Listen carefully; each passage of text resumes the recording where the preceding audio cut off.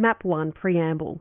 On April 11, 1917, the Australians attacked the Hindenburg Line at Bullecourt. The 4 guns of the 13th Battery, the Albury Battery, were positioned in a depression behind the village of Noreuil, called rather generously Noreuil Valley. The guns were placed in shallow pits dug by the engineers. Sandbags surrounded the pits for greater protection from enemy shells.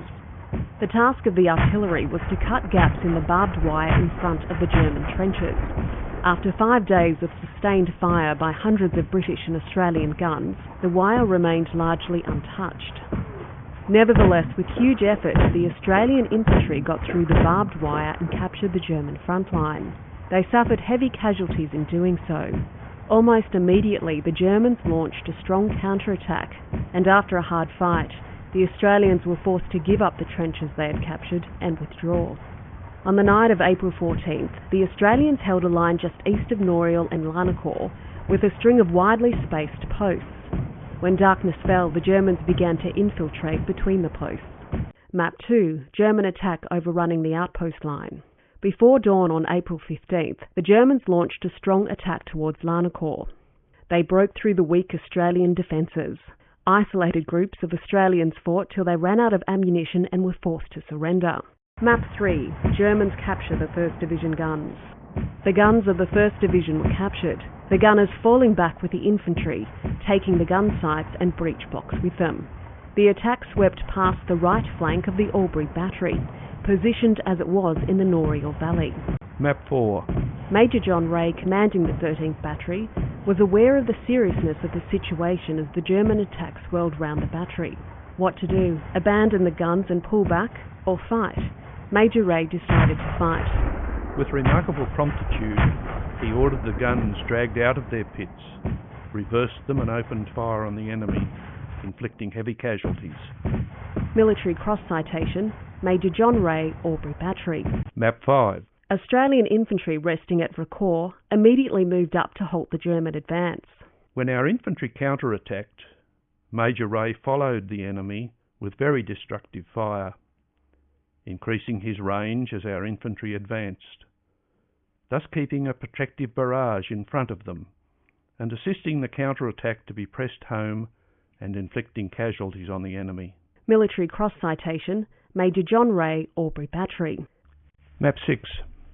Back in the 13th Battery wagon lines near Vracour, Sergeant Major Percy Pearsall knew the boys on the guns, now fighting for their lives, would soon be out of ammunition. He ordered 2 teams harnessed to pull ammunition limbers. There were still enemy troops between him and the guns, but by surprise and speed, the teams might get through. The steady advance of the relieving Australian infantry was disrupted by thundering hooves and screeching iron tyres. Up the road from Vracour came the 2 teams at full gallop, with the drivers bent over their horses, urging them on. Momentarily the infantry were caught up in the drama. They cheered the wild-eyed horses. They cheered the roaring drivers. They cheered every shell and the bouncing limbers that would save Australian lives. Map 7. With plenty of ammunition to hand, the gunners continued to fire as the Australian infantry advanced and the Germans fell back.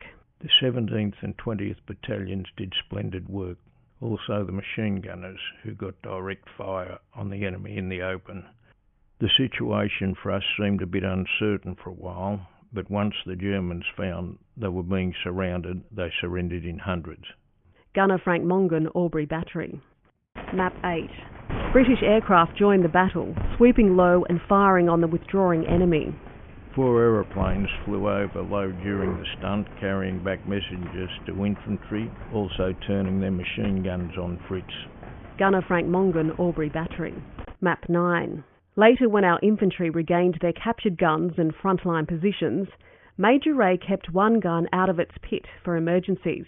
A large number of enemy was seen retiring towards Quant, and with this gun, Major Ray fired 150 rounds. Very few of the party got back to Quant, and it is known that many casualties were inflicted by this particular gun. Of the 6 enemy battalions that came over, less than 1/3 got back. We, the 13th Battery, had 6 men wounded during the stunt. Gunner Frank Mongan, Albury Battery.